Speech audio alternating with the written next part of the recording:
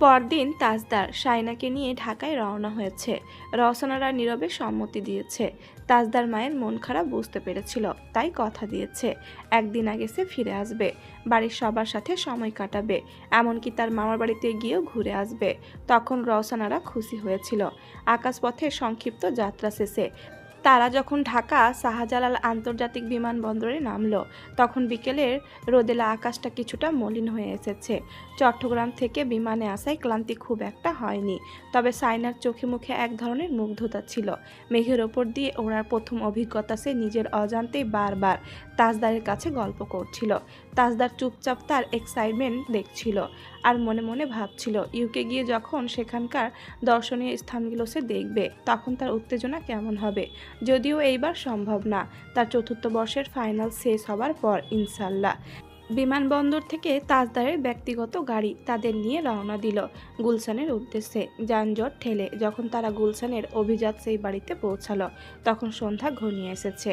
ফ্ল্যাটের লিফট থেকে বের হয়ে তাজদার যখন চাবি দিয়ে দরজা খুলল, সাইনা কিছুক্ষণ স্তব্ধ হয়ে দাঁড়িয়ে রইল। বিশাল ড্রয়িং রুম, কাচের দেওয়াল দিয়ে বাইরের শহরের আলোকসজ্জা দেখা যাচ্ছে। সাজানো গোছানো আধুনিক ঘরটি তার কাছে একদম রূপকথার মতো মনে হলো। তাজদার দরজা খুলে বলল, ওয়েলকাম সাইনা মমতাজ। আপনার শাহজাহান আপনার জন্য ছোট্ট একটা রাজমহল বানিয়ে রেখেছে। সাইনার কোলে বাবু তখনও ঘুম। সে বাবুকে বুকের সাথে ধরে চারপাশে তাকালো, তারপর মৃদু স্বরে বলল, থ্যাঙ্কস, মোস্ট ওয়েলকাম। তাজদার হালকা মাথা নুইয়ে তার ধন্যবাদ গ্রহণ করে ভেতরে যেতে বলল। সাইনা মেয়েকে বিছানায় রেখে এসে ধীর পায়ে বারান্দায় গিয়ে দাঁড়ালো। নিচে গুলশানের ব্যস্ত রাস্তা, নামিদামি সব রেস্তোরাঁয় আর মানুষের আনাগোনা। চট্টগ্রামের সেই শান্ত স্নিগ্ধতা এখানে নেই যদিও। তাজদার পাশ থেকে বলল, ফ্রেশ হয়ে নাও, আমি ডিনারের অর্ডার দিচ্ছি, আজ বাইরে যাচ্ছি না।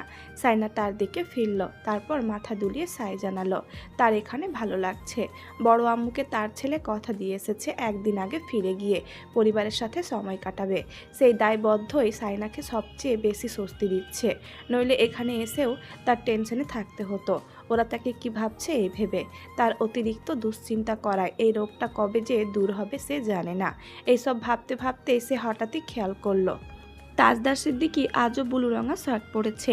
এটা আগেরটা না, অন্য ডিজাইনের। ফর্সা গায়ে ডার্ক ব্লু শার্টে এত মানিয়েছে। আর কতগুলো ব্লু রঙা শার্ট আছে, জিজ্ঞেস করতে গিয়েও সে করলো না। সে কেমন বউ, বরের কতগুলো শার্ট আছে জানে না। সাইনার মুগ্ধতা কাটতে না কাটতেই ডোরবেলের শব্দ শোনা গেল। তাজদার তখন ফোনে খাবারের অর্ডার দিচ্ছিল। সাইনা অবাক হয়ে দরজার দিকে তাকালো। তাজদার ইশারায় সাইনাকে ভেতরে যেতে বলে নিজেই দরজা খুলল। দরজার ওপাশে মাঝ বয়সী এক ভদ্র মহিলা, তার পেছনে দুজন তরুণী দাঁড়িয়ে, সবাই হাতে কোনো না কোনো গিফট বক্স বা খাবারের প্যাকেট। কেমন আছো বাবা? নোভা, তিতলি কেউ আসেনি না আন্টি? আপনাদের নাতনি আর তার মা এসেছে, আসুন। কেমন আছেন? আছে আলহামদুলিল্লাহ। এই তোমাদের কি খবর? মেয়ে দুটো লজ্জা পেয়ে গেল। ভদ্রমহিলা বেশ আন্তরিকতার সাথে ভেতরে ঢুকলেন। নিচ থেকে গার্ডের কাছে শুনলাম তোমরা এসেছো। তোমার আম্মা যদিও ফোন করে বলেছিলেন তোমরা আসতে পারো, কিন্তু আমি তেমন বিশ্বাস করিনি। তো হুট করে দেশে ফিরলে যে? তাদের কথাবার্তার মাঝে সাইনা পর্দার আড়াল থেকে ধীর পায়ে সামনে আসতেই সবার দৃষ্টি তার দিকে নিবদ্ধ হলো। তাজদার পরিচয় করিয়ে দিল, সাইনা মমতাজ। আর সাইনা, উনি আমাদের ওপরতলার ফ্ল্যাটের রেশমা আন্টি, আর এরা ওনার দুই মেয়ে প্রীতু আর তুলি। রেশমা বেগম মুগ্ধ চোখে সাইনার দিকে তাকালেন। সাইনা ওনার সাথে অল্পতে গল্প জমিয়ে দিল। রেশমা আন্টি নিজের হাতে বানানো অনেক বড় একটা পুডিং আর কিছু ফলমূল আর বাবুর জন্য ড্রেস নিয়ে এসেছেন। পাশের ফ্ল্যাট থেকে মিস্টার তপন আর তার স্ত্রীও চলে এলেন। তারা সবাই এই অ্যাপার্টমেন্টের পুরনো বাসিন্দা। তাজদার ব্যাচেলর থাকাকালীন সেভাবে কারোর সাথে মেশার সুযোগ পায়নি, কিন্তু সাইনার আগমনে সবাই একটু বাড়তি আগ্রহ নিয়ে দেখা করতে এসেছে। ড্রয়িং রুমের সোফায় বসে ছোটোখাটো একটা আড্ডা জমে উঠল। সাইনা কিছুটা লাজুক হলেও সবার আন্তরিকতায় দ্রুত সহজ হয়ে গেল। এরই মধ্যে তাজনাকে নিয়ে আসতেই প্রীতু আর তুলি হুমড়ি খেয়ে পড়ল। আল্লাহ, এত কিউট বাবু, একদম তাজ ভাইয়ার মতো নাক পেয়েছে তো। তাজদার দেখল সাইনার যে দ্বিধার জড়তা ছিল প্রতিবেশীদের এই স্বতঃস্ফূর্ত আনাগোনায় তা মুহূর্তেই কেটে গেছে। সে মনে মনে হাঁপ ছেড়ে বাঁচল। ঢাকার এই ব্যস্ত জীবনেও যে মানুষ এতটা আপন হতে পারে, সেটা সাইনার জন্য একটা নতুন অভিজ্ঞতা। সবার হাসি হাসি আর খোঁজ গল্পে ফ্ল্যাটটি প্রাণ চঞ্চল হয়ে উঠল। তাজনারও আনন্দ শেষ নেই, যদিও তার সবার সাথে সহজে মিশে যাওয়ার স্বভাব আছে। কার স্বভাব পেয়েছে এই নিয়ে সে আর সায়না দুজনেই সন্দিহান।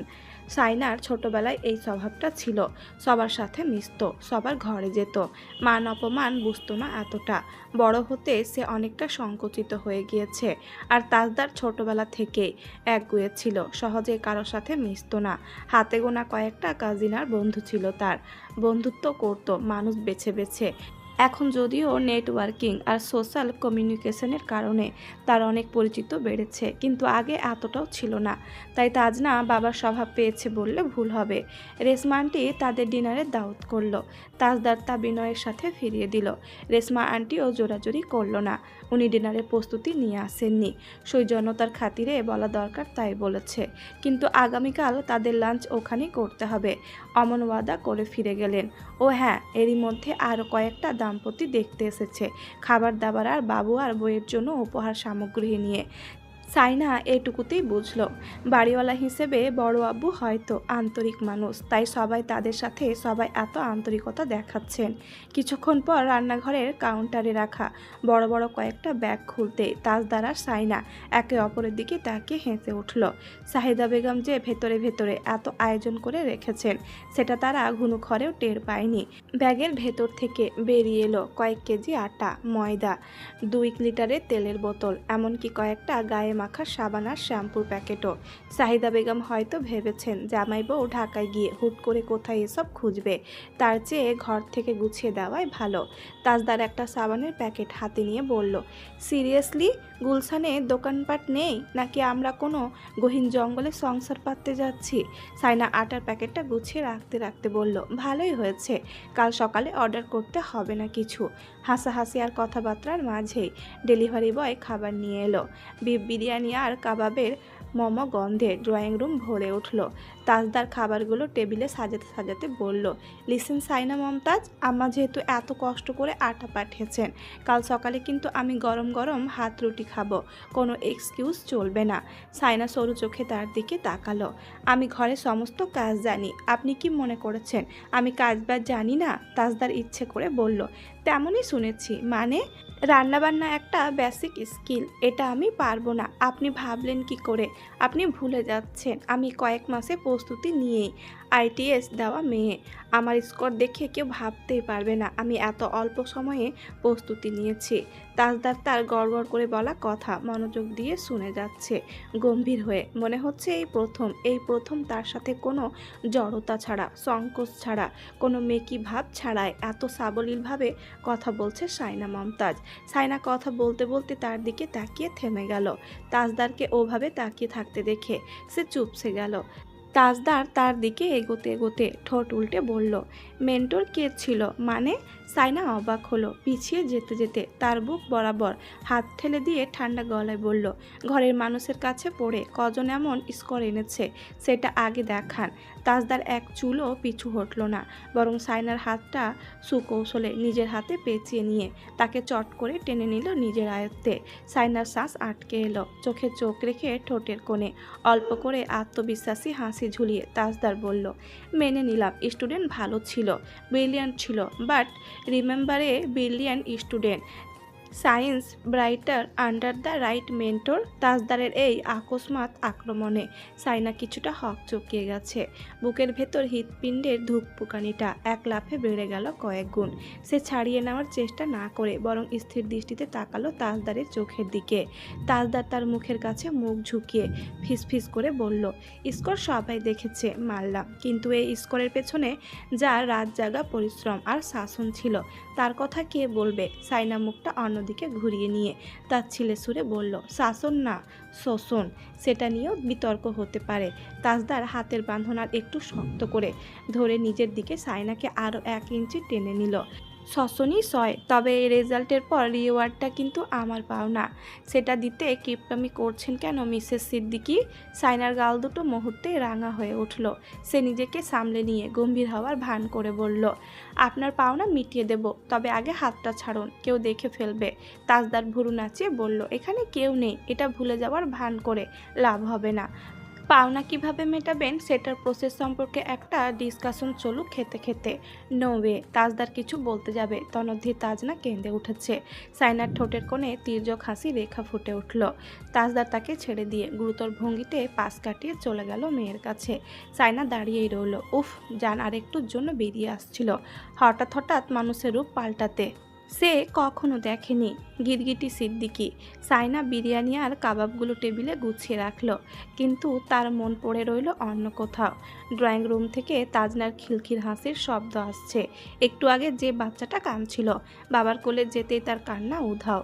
তাজদার সিদ্দিকি বাচ্চা সামলাতে বেশ পটু, এটা সাইনা স্বীকার করতে বাধ্য। খাবার টেবিলে বসার পর তাজদার একদম স্বাভাবিক। সেও আইস করে বিরিয়ানি মুখে দিয়ে বলল, এই রেস্তোরাঁটার টেস্ট একদম বদলায়নি, খেয়ে দেখো। সাইনা চুপচাপ খেতে শুরু করলো।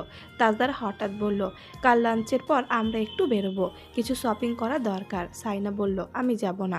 তাজদার খাওয়া থামিয়ে সাইনার দিকে তাকালো, তারপর গম্ভীর হয়ে খেতে লাগলো চুপচাপ। ওকে। সাইনা তার মুখের দিকে চেয়ে রইল কিছুক্ষণ, তারপর মৃদু স্বরে বলল, আচ্ছা যাব। যেতে হবে না, যাব। আমি যাব না। সাইনা আর কথা বাড়ালো না। এই লোকটার সাথে তর্কে জেতা অসম্ভব। খাওয়া শেষ করে সাইনা যখন প্লেটগুলো সরাচ্ছিল, তাজদার পাশ দিয়ে যাওয়ার সময় ফিসফিস করে বলে গেল, আমি কাল এখানে পড়ে পড়ে ঘুমাবো, কোথাও যাচ্ছি না। বলেই গট গট পায়ে হেঁটে ভেতরে চলে গেল। সাইনা মন খারাপ করে দাঁড়িয়ে রইল। রাতের গভীরতা বাড়ার সাথে সাথে গুলশানের বাইরের কোলাহল কিছুটা স্মিত হয়ে এসেছে, কিন্তু সাইনার মনের ভেতর অশান্তিটা কমছে না। তাজদার রাগ করেছে কি না সেটা সে বুঝতে পারছে না। মানুষটা হুট করে যেমন সহজ হয়, পরক্ষণে আবার বরফের মতো জমে যায়। সাইনা রান্নাঘর গুছিয়ে ড্রয়িং রুমে এসে দেখলো তাজদার সেখানে নেই। সে ধীর পায়ে বেডরুমে ঢুকলো, দেখলো তাজনা বড় বিছানায় ঠিক মাঝখানে দুই হাত ছড়িয়ে গভীর ঘুমে আচ্ছন্ন, আর তাজদার বিছানার এক পাশে হেলান দিয়ে ল্যাপটপে কি যেন টাইপ করছে। চোখে রিডিং গ্লাস, কপালে হালকা ভাঁজ। সাইনা ঘরে ঢোকা সত্ত্বেও সে একবার তাকিয়ে দেখলো না। সাইনা আলমারি থেকে নিজের কাপড় বের করে ফ্রেশ হতে ওয়াশরুমে গেল। ফিরে এসে দেখলো তাজদার ল্যাপটপ বন্ধ করে লাইট নিভিয়ে দিয়েছে। শুধু বেডসাইড ল্যাম্পের মৃদু নীলাভ আলো ঘরটা মায়াবী হয়ে আছে। তাজদার পাশ ফিরে শুয়ে আছে, মনে হলো ঘুমিয়ে পড়েছে।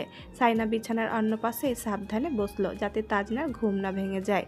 কিছুক্ষণ স্তব্ধ হয়ে বসে থাকার পর সে তাজদারের পিঠের দিকে তাকিয়ে নিচু স্বরে ডাকলো, শুনছেন? ওপাশ থেকে কোনো সাড়া নেই। সাইনা আবার একটু জোরে বলল, কথা বলবেন না? তাজদার এবারও নড়ল না। সাইনার খুব কান্না পেল। সে একটু এগিয়ে গিয়ে তাজদারের কাঁধে হাত রাখলো। আমি তো যেতে চেয়েছি, আপনি কেন জেদ করছেন? তাজদার এবার ঝট করে ঘুরে সাইনার হাতটা ধরে সাইনাকে নিজের দিকে টেনে নিয়ে বেশ গম্ভীর গলায় বলল, আমার জেদ নাকি তোমার অবহেলা? আমি চেয়েছিলাম এই কটা দিন তোমাকে আর তাজনাকে নিয়ে একটু নিজের মতো সময় কাটাতে, আর তুমি প্রথমেই বলে দিলে যাব না। সাইনা অপরাধীর মতো মাথা নিচু করে রইল, কাপা গলায় বলল, সরি। সেই প্রথম সরি বলল কি আর কখন বলেছে মনে নেই। তাজদার এবার তার কপালে আলতো করে নিজের কপাল ঠেকিয়ে ফিসফিস করে বলল, আমার পাওনাটা দিয়ে দাও চট জলদি। সাইনা তার বুকে মুখ লুকালো শক্তভাবে। তাজদার হতাশ হয়ে তার দুই হাতে জড়িয়ে ধরে বলল, ওকে, কাল সকালে হাত রুটি খাইয়ে মিটিয়ে দেবে। সাইনা মাথা নেড়ে সায় দিল। তাজদার তার কপালে একটা আলতো চুমু খেয়ে তার মাথায় নিজের মুখ ঠেকিয়ে তাজনার দিকে চেয়ে রইল। বাইরে তখন ঝিরঝিরে বৃষ্টি শুরু হয়েছে। গুলশানের সেই আধুনিক ফ্ল্যাটের ভেতর এক টুকরো প্রশান্তি আর ভালোবাসা ধীরে ধীরে ডালপালা মেলতে শুরু করেছে সবে। পরদিন সকালে সাইনার ঘুম ভাঙল তাজনার কান্নার জানলা দিয়ে আসা রোদের ঝিলিক দেখে। গুলশান হলেও এই অ্যাপার্টমেন্টের চারপাশটা বেশ খোলামেলা। সে ফ্রেশ হয়ে রান্নাঘরে গিয়ে দেখলো তাজদার অলরেডি কফি মগ হাতে নিয়ে ব্যালকনিতে দাঁড়িয়ে ফোনে কথা বলছে। বুলু নয়, এখন সে পরেছে একটা ছাই রঙের টি শার্ট, ট্রাউজারের পকেটে এক হাত গুজে। সে যখন ইংরেজিতে কারোর সাথে প্রফেশনাল আলাপ করছিল, সাইনা আড়াল থেকে কিছুক্ষণ তাকিয়ে রইল। তারপর ঝটপট আটা মেখে গরম গরম ফুলকো রুটি আর ডিম ভাজি তৈরি করার কাজে লেগে গেল। সে যখন নিপুণ হাতে আটা লেচি কেটে বেলুন পিড়িতে রুটি বেলছিল, তখন রান্নাঘরের দরজায় এসে দাঁড়ালো তাজদার। কফির মগে একটা চুমুক দিয়ে দরজার চৌকাঠে হেলান দিয়ে দাঁড়ালো। তার তীক্ষ্ণ দৃষ্টি সাইনার হাতের কাজের ওপর নিবদ্ধ। সাইনা বুঝতে পারছিল কেউ তাকে পর্যবেক্ষণ করছে, কিন্তু সে ভান করল যেন সে কিছুই দেখেনি। তাওয়া গরম হতেই রুটিটা ছেড়ে দিল সে। নিমিষেও সেটা ফুলে টয়টম্বুর হয়ে উঠল। তাজদার ভুরু কুচকে খানিকটা মুগ্ধতা নিয়ে বলল, বা আমি তো ভেবেছিলাম রুটিগুলো ম্যাপের মতো হবে। সাইনা রুটিটা নামিয়ে রাখতে রাখতে আর চোখে তার দিকে তাকালো, মুখে একটা বিজয়ী হাসি ফুটিয়ে বলল, গোল রুটি বানানো একটা আর্ট বাবুমশাই। তাজদার একটু এগিয়েছে, কাউন্টারের ওপর কফির মগটা রাখলো, তারপর ঠিক সাইনার পাশে দাঁড়িয়ে উনুনের উত্তাপটা অনুভব করতে করতে বলল, আরটা যে ভালোই রপ্ত করেছো সেটা মানতেই হচ্ছে। সাইনা কড়াইয়ে ডিম ছাড়লো। তাজদার অপলক কিছুক্ষণ সাইনার রান্নার ভঙ্গি দেখলো। সাইনার অবিন্যস্ত চুলগুলো বারবার মুখের ওপর এসে পড়ছিল। সে হাতের উল্টো পিঠ দিয়ে বারবার তা সরানোর চেষ্টা করছিল। তাজদার হঠাৎ হাত বাড়িয়ে সাইনার কানের পাশ থেকে অবাধ্য চুলের গুচ্ছটা সরিয়ে দিল। সাইনা থমকে গেল, হাতের খুন্তিটা প্যানে রয়ে গেল। সে লজ্জা লুকাতে দ্রুত ডিমটা উল্টে দিল। অপ্রস্তুত গলায় বলল, আপনি গিয়ে টেবিলে বসুন, আমি আসছি। তাজদার চট করে এক টুকরো রুটি ছিঁড়ে মুখে দিয়ে বলল, গুড।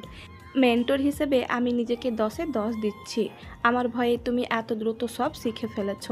সাইনা মুখ ফুলিয়ে বলল, হ্যাঁ, সব কৃতিত্ব আপনার। তাজদার নিচের ঠোঁট কামড়ে হেসে ড্রয়িং রুমের দিকে পা বাড়ালো। তাজনা উঠে পড়ায় আগে আমাদের এই শান্তি বিলাস শেষ করা উচিত। উনি এখনই উঠে পড়বেন, বলবেন, তোমাদের কাজ এখনও শেষ হয়নি। সাইনা একা দ্রুত করতে পারছিল না, তাই তাজদার এসে তাকে সাহায্য করলো। সাইনা রুটি বেলে দিল, তাজদার সেঁকে নিল। সাইনা রুটি বেলার ফাঁকে তাজদার সিদ্দিকীকে দেখতে লাগলো। চোখে মুখে কোনো বিরক্তি নেই, বরং এত যত্ন নিয়ে রুটি সেঁকাও দেখে মনে হচ্ছে তিনি বেশ উপভোগ করছেন। দুপুরের দিকে তারা অপরের তলায় রেশমা আন্টির বাসায় গেল। সেখানে গিয়ে সাইনা অবাক। রেশমা আন্টি এলাহি কারবার সাজিয়ে রেখেছেন, পোলাও, রোস্ট, কাবাব, চিংড়ি, ইলিশ মাছ, আরও কত কি। প্রীতু আর তুলি সারাক্ষণ তাজনার সাথে খুনসুটিতে মেতে রইল। বিকেলের দিকে তাজদার সাইনাকে নিয়ে যমুনা ফিউচার পার্কে গেল। কেনাকাটায় ধুম পড়ে গেল। সাইনা বারবার না করা সত্ত্বেও তাজদার এই সে করে অনেক কিছু কিনে ফেললো। এমনকি নিজের হাতে একটা ডার্ক গ্রিন কালারের শাড়ি পছন্দ করলো সাইনার জন্য। সাইনা শাড়িটা গায়ে জড়িয়ে আয়নায় নিজের প্রতিচ্ছবি দেখল। আসলেই সুন্দর। বের হয়ে সে ঝলমলে ঢাকা শহরের দিকে তাকিয়ে রইল। তার মনে হলো জীবনটা খুব দ্রুত বদলে যাচ্ছে। চট্টগ্রামের সেই মেয়েটি এখন ঢাকার রাজমহলে, আর খুব শীঘ্রই হয়তো 7 সমুদ্র 13 নদী পারে। রাত 10টা। ট্রাভেল কোর্টে তাজনা ঘুমিয়ে পড়েছে। সাইনা বারান্দায় দাঁড়িয়ে আকাশের তারা গুনছিল। এমন সময় তাজদার পেছনে এসে দাঁড়ালো, হাতে দুটো কফির মগ। সাইনা তার হাত থেকে মগ নিল। চুমুক বসাতে বসাতে আকাশের দিকে চেয়ে বলল, সময়গুলো খুব দ্রুত চলে যাচ্ছে, তাই না? অন্য কোনো ভাবনায় ডুবে থেকে জবাব দিল তাজদার। অথচ সাইনা তার থেকে লম্বা একটা উত্তর আশা করেছিল। তারপর আর কখন ফিরবেন? তাজনা স্কুলে পড়ার সময় হয়ে এলে সাইনাকে একটু রাগিয়ে দিতে চায় সে। সাইনা শান্ত হয়ে থাকলে তার ভালো লাগে না। ওর রাগী চেহারাটা দেখতে বেশ সুন্দর, কিন্তু অদ্ভুত ব্যাপার হলো সাইনা রাগ করলো না, উল্টো তাকে বলল, আমি ভাবছি নিবন্ধন পরীক্ষা দেব।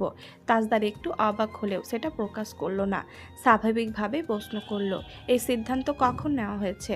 সাইনা তার মুখের দিকে তাকালো, বলল, সাইমা বলছিল ওই দিন তার সাথে কথা বলে সে চাইছে তাজদার সিদ্দিকী নিজ মুখে বলুক দেশে কিছু ভাবতে হবে না, ইউকে গিয়ে তারপর কিছু ভাবা উচিত।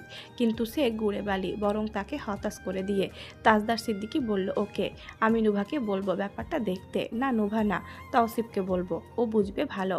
তাজনাকে আমি নিয়ে যাব 5 বছর হলে।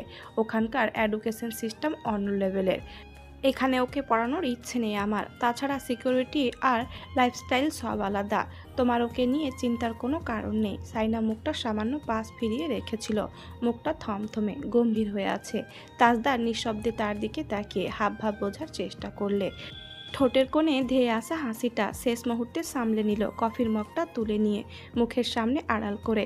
সাইনা ভেতরে চলে যাচ্ছিল। তাজদার তার মগটা দিয়ে বলল, এটাও রেখে এসো। সাইনা তার হাত থেকে মগটা নিয়ে চলে গেল। তাজদার কিছুক্ষণ পরে তাকে ডাকলো, সাইনা, আমার সাদা শার্টটা খুঁজে দাও। সাইনা তার শার্টটা খুঁজে দিল। রাতের বেলাও শার্ট পাল্টাতে হয়। সে শার্টটা দিয়ে চলে গেল। এটা সেই শার্ট যেটার সব বোতাম সাইনা একসময় ছিঁড়ে নিয়েছিল, আবার সব বোতাম নিজেই লাগিয়েছে। তাজদার শার্টের বোতাম খুলতে খুলতে সাইনাকে আবারও ডাকলো, ল্যাপটপ চার্জ হয়েছে কিনা দেখো তো।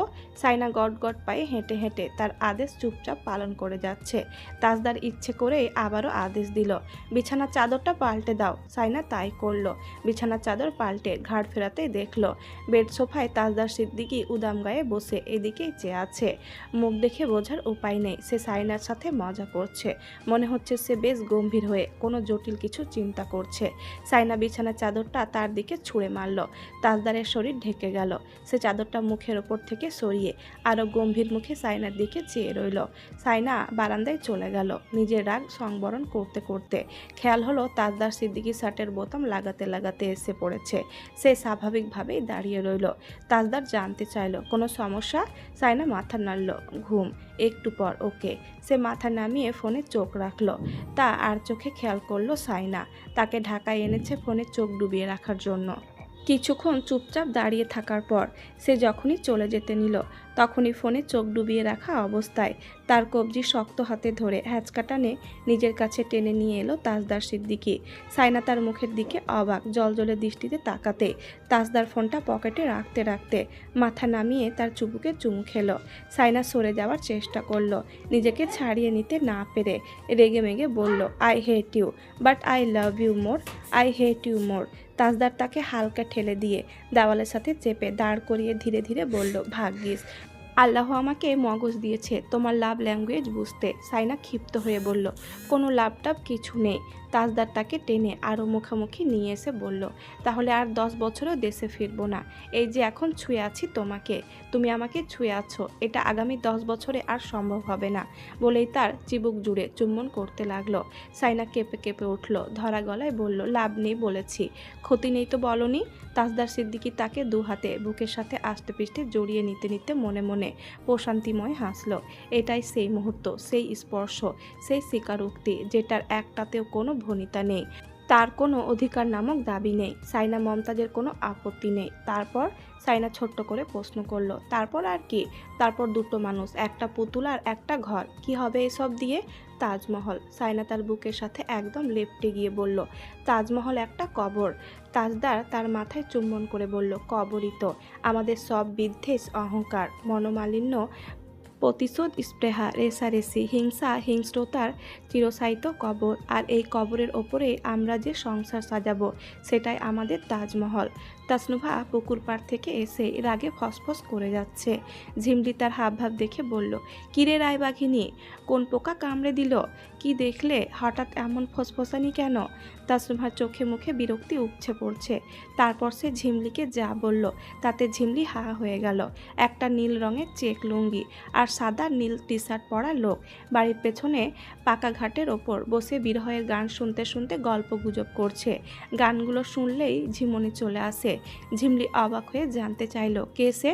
তাসনুভা ধপ করে বিছানায় বসে বলল, আর কে? আনিস ভাই। ঝিমলির চোয়াল ঝুলে পড়ার মতো অবস্থা। আনিস ভাই তো? উনি সারাদিন স্যুট বুট পরে বসে থাকবেন? আজ অফ ডে, তাই পুকুর পাড়ে বসে একটু সময় কাটাচ্ছেন বন্ধু বান্ধব নিয়ে। তাসনুভা পিঠের নিচে বালিশ রেখে হেলান দিয়ে বুকে হাত ভাঁজ করে বসে বলল, ওনাকে একদম সুন্দর লাগছিল না। লুঙ্গি মানে ওইসব লুঙ্গি ফুঙ্গি কেন পরতে হবে? ঝিমলি টেবিলের ওপর ঝুঁকে গালে হাত দিয়ে তার দিকে চেয়ে রইল সন্নিহান দৃষ্টিতে। তাসনুভা তার দিকে না তাকিয়েই এক নাগাড়ে বলে গেল, এইসব লুঙ্গি পরা ছেলেপিলে সে জীবনেও বিয়ে করবে না। তার জন্য পাত্র দেখার সময় যেন খোঁজ নেওয়া হয় পাত্র লুঙ্গি পরে কিনা।